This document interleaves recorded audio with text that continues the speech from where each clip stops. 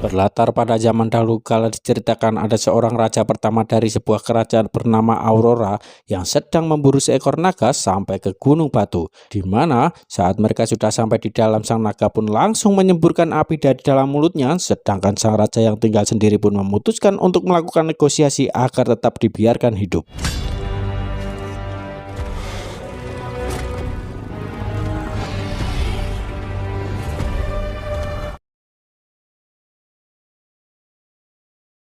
Ratusan tahun kemudian, kisah akan berfokus kepada seorang gadis mandiri bernama Elodie, yang sebenarnya adalah putri dari sebuah kerajaan kecil yang sedang mengalami krisis ekonomi. Di mana saat Elodie dan sang adik tiba di istana, mereka melihat ada seorang kurir yang mengantarkan sebuah surat dari kerajaan Aurora berisi undangan, sekaligus lamaran dari pangeran kerajaan Aurora kepada Elodie, yang apabila Elodie menerima lamaran tersebut, maka secara tidak langsung ia akan membantu kerajaannya untuk bangkit dari keterpurukan ekonomi yang sedang melanda kerajaan saat ini. Meski belum melihat rai dari sang pangeran, dan pernikahan bukanlah hal yang main-main, tapi demi sang ayah tercinta dan kerajaan kecil yang dipimpinnya, Elodie pun langsung menerima lamaran tersebut. We need this. Your people need you. Keesokannya, Elodie, si adik, si ayah, dan si ibu tiri pun berangkat menuju kerajaan Aura yang terletak di sebuah pulau. Menggunakan kapal kerajaan, mereka semua pun menempuh perjalanan selama 2 hari lamanya, hingga sampai di kerajaan Aura dengan disambut oleh kabut tebal serta 2 patung naga yang cukup menyeramkan.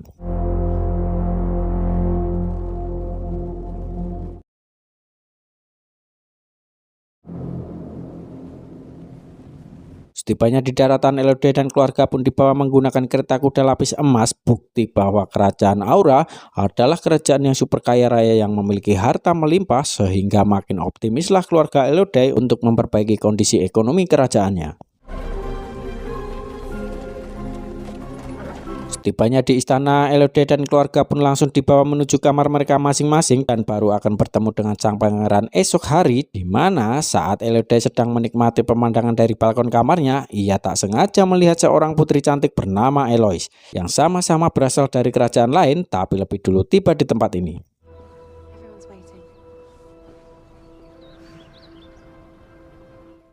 Malamnya, Elodie kembali memandangi pemandangan dari balkon kamarnya, dan kali ini ia tak sengaja melihat api yang berasal dari kaki Gunung Batu. Entah siapa itu dan apa yang dilakukannya, Elodie pun didatangi oleh sang adik yang ingin tidur bersama sebelum kakaknya menikah dan punya kehidupan sendiri. I can't sleep. Exhausting. Keesokannya, Elodie akhirnya bertemu dengan sang ratu kerajaan Aura bernama, kita panggil saja si Ratu. Ini pedesnya, yang langsung memperkenalkannya dengan putra tunggalnya, yaitu si pangeran yang akan menjadi calon suami Elodie. Yang karena para orang tua harus mengurus dan membicarakan masalah pernikahan dan tetek bengeknya, maka pangeran pun diminta untuk mengajak Elodie jalan-jalan sekaligus PDKT tipis-tipis sebelum besok resmi jadi suami istri.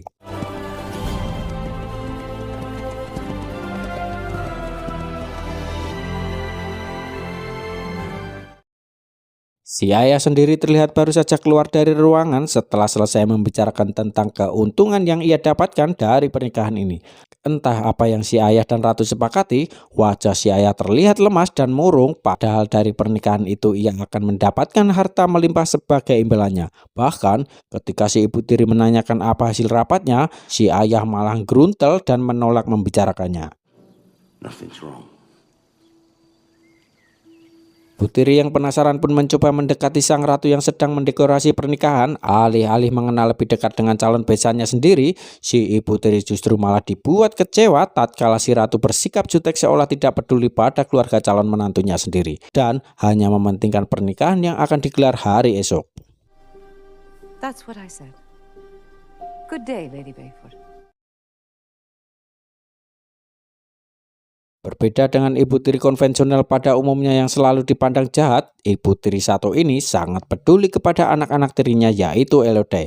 Ia bahkan meminta mereka semua untuk segera pergi setelah merasa bahwa ada sesuatu yang tidak beres dengan kerajaan ini. Tapi si ayah tetap kekeh untuk melanjutkan pernikahannya dan meminta ibu tiri untuk menghentikan kekhawatiran lebaynya tersebut. Think about what I said. There's still time. I hope you know what you're doing. Keesokannya menjelang acara ijab kabul, Elodie pun dipakaikan gaun pengantin yang cukup ramai, ribet dan berlapis-lapis termasuk besi penyangga dada agar ia tetap berdiri tegak.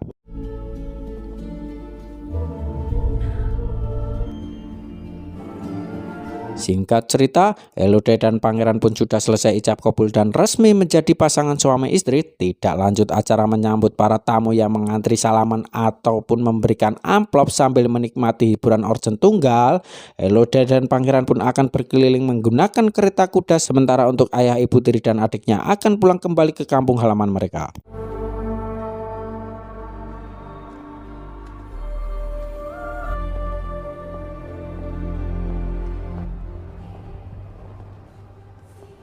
Alih-alih akan kembali ke istana dan langsung masuk ke kamar, Elodie justru dibawa pangeran menuju Gunung Batu untuk melakukan ritual tukar darah sebagai bentuk ritual selamat datang bagi anggota keluarga baru kerajaan bangsawan. Yang ketika ritual sudah selesai, keduanya pun diperbolehkan pulang ke istana dengan si pangeran yang menggendong Elodie sebagai bukti keromantisannya. Close your eyes. Dan ya, Elodie pun ujuk-ujuk dilempar ke dalam lubang. Beruntung ia berhasil selamat berkat ranting dan akar yang memenuhi lubang tersebut.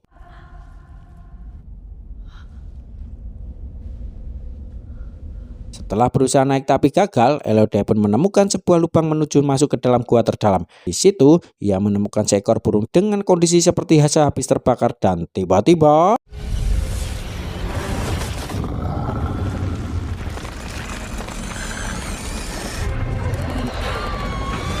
ya, ternyata gua ini adalah sarang sang naga yang sempat kita lihat di awal film.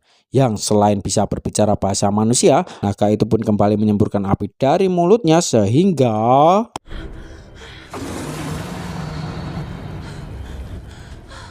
di situ jugalah Elodie menemukan jasad Eloise yang tiada lain adalah gadis yang sempat ia lihat di balkon yang lebih dulu jadi tumbal. Kaki Elodie pun terluka akibat semburan api si naga, sehingga dengan memanfaatkan besi penyangga dadanya, Elodie pun merobek gaun pengantin untuk membalut luka tersebut serta menjadikan kemper pewangi tubuh sebagai alat bantu penerangan.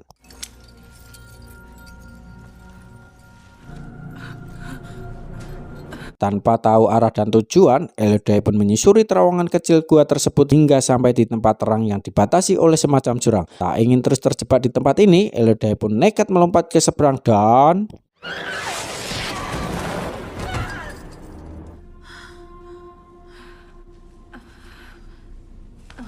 ternyata cahaya-cahaya tersebut di tempat ini adalah berasal dari makhluk hidup sejenis ulat, sehingga Elodie pun mengambil beberapa dari mereka untuk dijadikan alat penerangan barunya.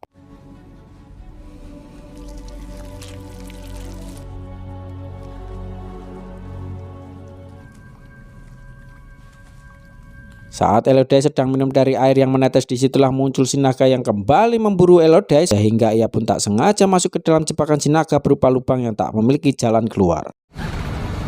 Disitulah Elodie menemukan banyak sekali gaun pengantin serta nama yang tertulis pada dinding batu, sehingga bisa disimpulkan bahwa sejak ratusan tahun yang lalu sudah banyak sekali korban yang dijadikan tumbal kerajaan Aura sebagai makanan untuk si naga ini.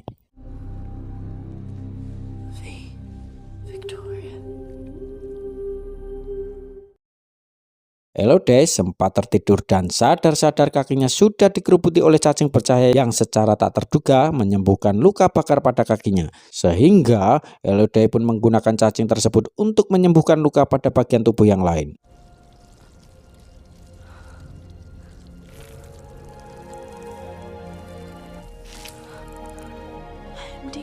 Setelah kembali bugar, Elodie pun melihat sebuah peta yang tertera pada dindingnya yang sepertinya dibuat oleh salah satu korban yang berhasil selamat. Sehingga ini membuktikan bahwa masih ada harapan untuk Elodie bisa keluar hidup-hidup dari gua ini.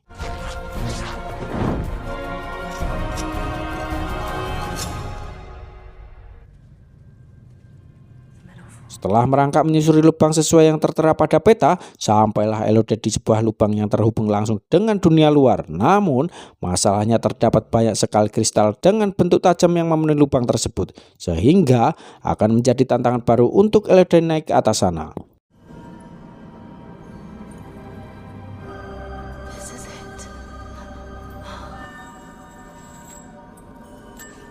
Elodie tak sengaja menemukan sebuah mahkota dan menggunakannya sebagai pengait serta membalut tangannya dan kakinya agar tidak terpeleset saat menginjak kristal-kristal tajam tersebut.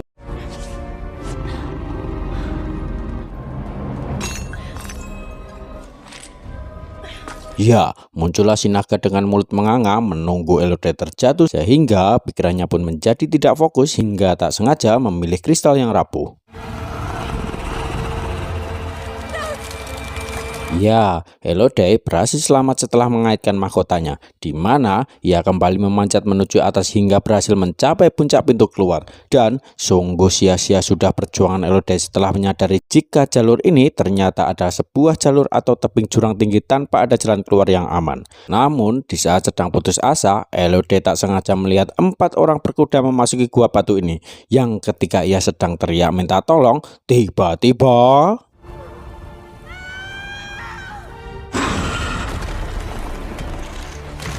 nyaris menyantelap Elodie. Si naga pun teralihkan perhatiannya oleh teriakan 4 orang tadi yang ternyata itu adalah ayahnya Elodie beserta dengan 3 anak buahnya yang sedang melakukan misi penyelamatan.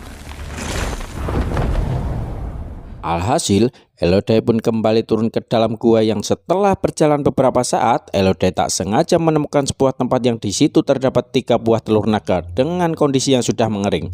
Hingga terkuaklah jika alasan si naga marah dan menjadi makhluk jahat adalah karena ulah dari raja pertama kerajaan Aura yang sudah menghabisi ketiga calon anaknya. The last of its kind.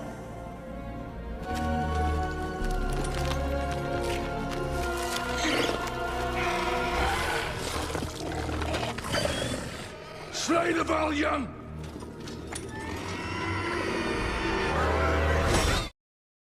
Elodie pun berhasil menemukan si ayah dan anak buahnya. Mereka terus saja berteriak memanggil Elodie, padahal itu bisa memancing si naga datang sehingga inilah yang terjadi.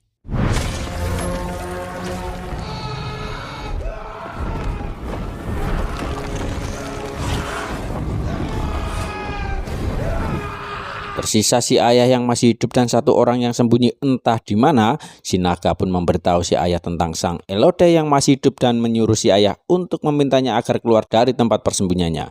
Namun, untuk menebus kekhilafan yang sudah mengorbankan anak sendiri demi kesejahteraan kerajaannya, si ayah pun memilih maut daripada mengulangi kesalahan yang sama.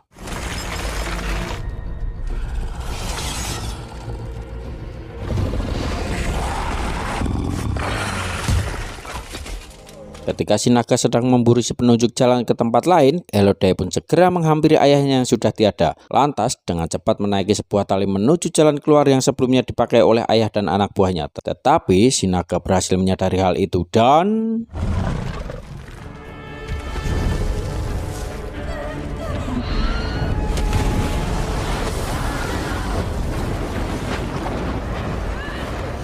akhirnya Elodie berhasil keluar dari gua dan melarikan diri mengendarai kuda milik ayahnya. Namun karena si naga terus mengejar, Elodie terpaksa melepaskan kuda tersebut dan bersembunyi di bawah sebuah batu.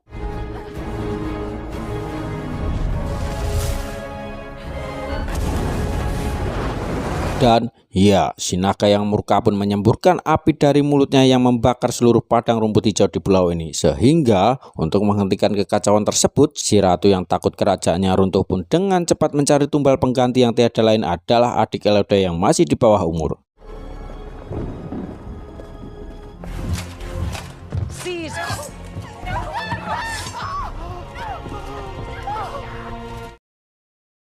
Melihat anak bungsu tirinya akan dijadikan tumbal, si ibu tiri yang baik hati pun dengan cepat pergi ke bukit untuk memberitahu Elodie tentang adiknya yang akan dijadikan tumbal pengganti. Sehingga mendengar adik kesayangannya dimacam-macam, Elodie yang emosi pun dengan cepat mengambil alih kuda ibu tiri untuk menyelamatkannya. Not if I can help it. Tepat di saat bersamaan, si adik terlihat sudah berada di lokasi lubang penumbalan. Masih dengan ritual yang sama, yaitu penggabungan darah bangsawan. Telapak tangan si adik pun disayat untuk digabungkan darahnya dengan darah si ratu yang seorang bangsawan. Sempat mendapat pertentangan dari si pangeran yang merasa jika si adik terlalu muda dan ini sudah terlewat batas, si ratu yang sudah gelap mata pun langsung melempar si adik ke dalam lubang demi untuk mempertahankan kerajaan Aura. Terlambat bagi Elodie karena ritual telah selesai dan si adik sudah keburu dilempar ke dalam lubang. Namun ketika mendengar teriakan si adik memanggil-manggil namanya, disitulah Elodie langsung turun ke bawah dan lagi-lagi harus terlambat setelah si naga membawanya ke dalam gua utama. Elodie akhirnya mau tidak mau harus balik ke tempat semula, yaitu melompat ke gua cacing percaya dan mulai menyiapkan sebuah tipuan untuk memancing si naga menjauhi adiknya.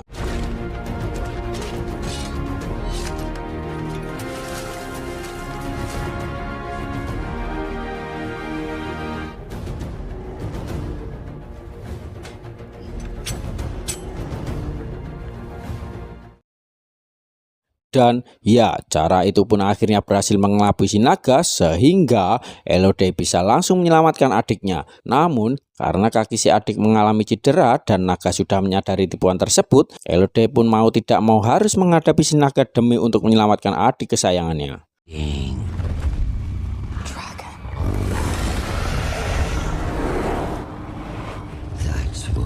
Ya, jika sebelumnya si naga yang terus membuat jumpscare, kali ini giliran dialah yang harus di jumpscare oleh Elodie yang pemberani. Namun karena si naga bisa keluar api dari mulutnya, maka Elodie pun harus terbakar sekaligus terlempar ke dalam air. More lies.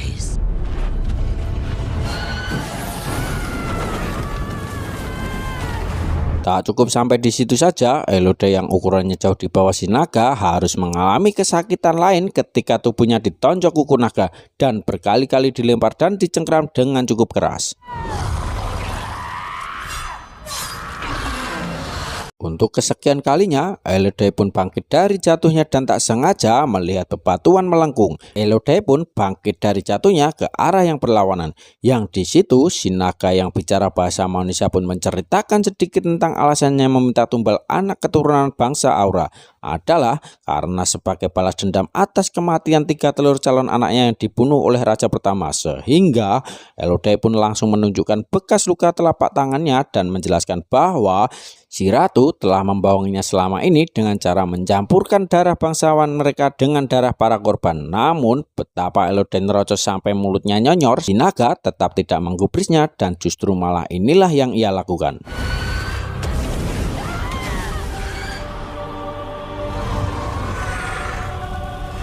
Ya, si naga pun terkena senjata makan tuan ketika bebatuan melengkung itu mengembalikan semburan apinya yang membuatnya langsung sekarat. Alih-alih langsung menghabisinya menggunakan pedang, Elodie justru malah menyelamatkan nyawa si naga menggunakan ulat bercahaya yang ada di dalam air.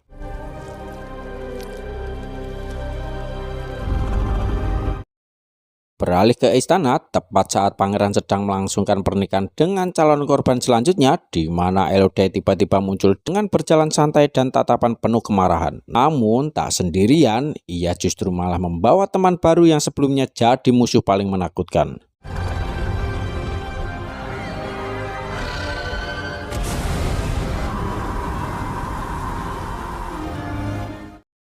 Pada akhirnya, Elodie, si adik dan ibu tiri pun bisa pulang kembali ke tempat asal mereka dengan membawa serta harta kekayaan kerajaan Aura untuk memperbaiki ekonomi kerajaan mereka. Ditambah sekarang ada teman baru Elodie, yaitu si naga yang akan menjadi pengawal setia melindungi kerajaannya. Tamat, ending yang nafasmu bau naga, bro. Pesan yang bisa diambil dari film ini adalah film ini mengajarkan tentang keberanian, kekuatan individu dan pentingnya percaya pada diri sendiri, terutama dalam menghadapi tantangan yang tampak tak teratasi. Waspadalah, waspadalah. Terima kasih sudah menonton sampai akhir. Saya Kundes pamit undur diri. Bye.